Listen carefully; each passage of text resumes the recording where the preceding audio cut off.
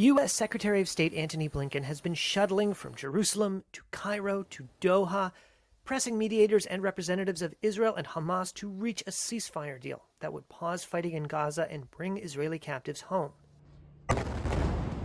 But despite the intense pressure from Washington, no deal has yet been reached, and 10 sources familiar with the talks, including 2 Hamas officials and 2 Western diplomats, told Reuters that the impasse stems from Israeli demands it maintain a military presence in Gaza. All the sources said Hamas was especially concerned about the latest demand that Israel keep troops along what is called the Netzarim corridor, which bisects the narrow Gaza Strip and prevents Palestinians' movement between north and south. Israel also wants to keep troops along the Philadelphia corridor, a border strip between Gaza and Egypt. Israeli Prime Minister Benjamin Netanyahu's office did not respond to questions about the talks, and Hamas's media office did not respond to a request for comment on this story.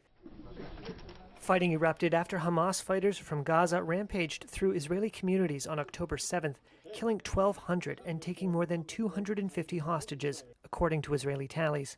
Israel's retaliation has killed more than 40,000 people and reduced most of the densely populated territory to rubble.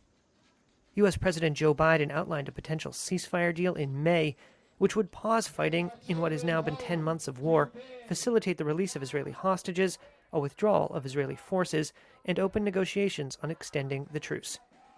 But disagreements emerged due to what Hamas says are new Israeli demands to maintain troops in parts of Gaza.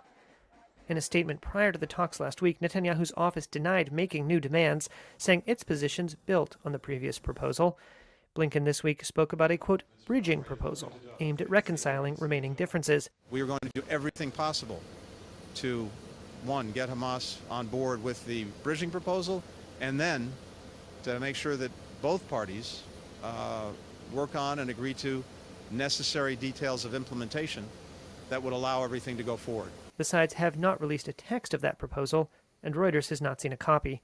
It will form the basis of the next round of talks, expected in Cairo in the coming days.